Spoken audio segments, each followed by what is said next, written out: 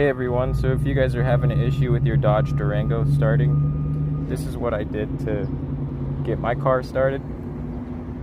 My car was cranking but would not start, and there was no power to the fuel pump after diagnosing it.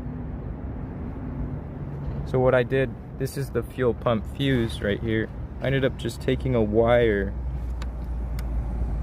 and I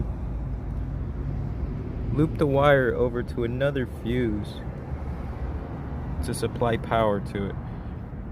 And this fuse right here is for the cigarette lighter, I think.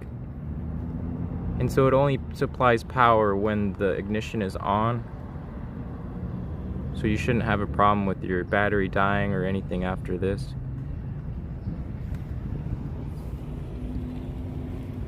And this is just a quick solution to get your car running.